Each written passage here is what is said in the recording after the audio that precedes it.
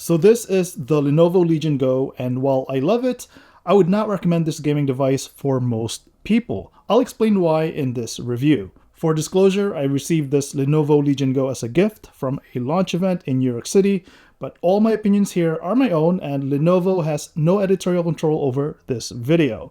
Alright, so the thought of having a handheld gaming device is very interesting to me. I pictured myself playing a game on a road trip or commuting to work. Also, I don't have an upcoming flight anytime soon, but that's probably the perfect time and place for this kind of hardware. Speaking of hardware, the Legion Go has an 8.8-inch QHD display with 144Hz refresh rate and touchscreen. Color and contrast are bright. I also think it's bright enough at 500 nits, but just be aware that the display is glossy, so stay away from having bright lights behind you or above you. The top has volume controls, micro SD card reader, thermal fins, the speakers, headphone mic combo, power button, and the USB-C 4.0 port. And there's another USB-C 4.0 port at the bottom. I'm not a fan of these two placements for the USB-C ports, but I don't think there are better places to put them in. For example, if I have the power cable connected on top, it's a bit distracting since it's very visible. And if I place the cable at the bottom, the wiring gets bent when using the stand. Oh yeah, this has a kickstand, which is great if you need to prop it up on a table. There are detachable controllers on the sides. The joysticks are lit with 3 lighting effects that you can quickly switch between. I'm coming from an Xbox controller, so the layout is somewhat familiar, but there are several extra buttons on the back which I accidentally press a lot, but don't think they do anything for any of the games I've played. Another trick is being able to use the right controller as a vertical mouse in FPS mode. It's certainly unique, and you can even use this mode if you just need a wireless mouse to do non-gaming things on the Legion Go. But you're here for gaming, so let's talk gaming. I've played Alan Wake 2, Call of Duty 3, Red Dead Redemption 2, and EA FC 24. For Alan Wake 2, I was not able to play it right away, but thanks to the Legion Go community on Reddit, I learned I had to change a setting in the game launcher to make it possible to even open the game, and this will be a common thing that we'll be repeating in this review. Owning this device also means checking with other users online like Reddit for best settings and or fixes. Alan Wake 2 is playable, it looks great for a handheld gaming device, and it's a little scary so I don't play it for too long, just a few minutes at a time. Call of Duty 3 is another game I was surprised to be able to play on the Legion Go. I didn't like the built-in controller while playing, and I'm still not used to the FPS mode, so I just connect my Xbox controller when playing this game.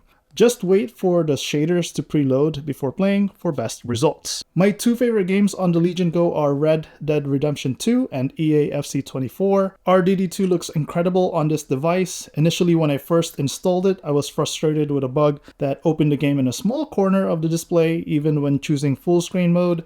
Again, thanks to the Legion Go Reddit community, I found that changing the graphics settings from Vulkan to DirectX fixes that. Also, when I first got the Legion Go, EA FC 24 played fine out of the box, and then it stopped working after a video graphics update, which was very annoying. A few weeks later, a beta version of the graphics driver was released, which fixed that issue. Alright, so the Legion Go is a really fun gaming device for me, but I'm afraid to recommend this for most people because it just doesn't work out of the box. It requires you to go to Reddit forums to find the right settings.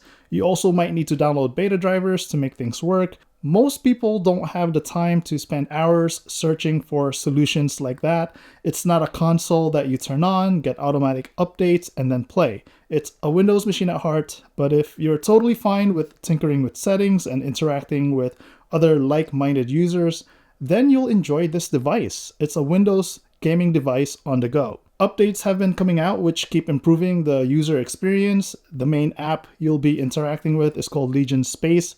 This is one place where you can launch all your games, also where you can discover new games. There are 2 shortcut buttons on the controllers to open Legion Space. They're really handy for quick settings like changing screen resolution, performance, and thermals. Fan noise is noticeable when playing games, which also tend to drown out the speakers. I'd recommend wearing some headphones while playing. Speaking about battery, it's not the greatest. I see less than 2 hours of gameplay. That's with me keeping it on performance mode at all times, but I really don't find myself playing that long per session, so this hasn't bothered me. Charging is pretty cool though. Even when your Legion Go is in the case, you're still able to charge it using the pass-through here.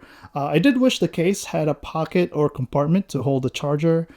So to wrap this up again, the Legion Go is not for everyone. It's an enthusiast device, and for those who want to play their PC games on the go without bringing a gaming laptop, this is perfect. But if you want to have the best experience, I suggest checking the Legion Go Reddit forums with other Legion Go users for tips and tricks. The Lenovo Legion Go is available now. Check the link in the description for the latest pricing. Let me know if you have any questions. Thanks for watching.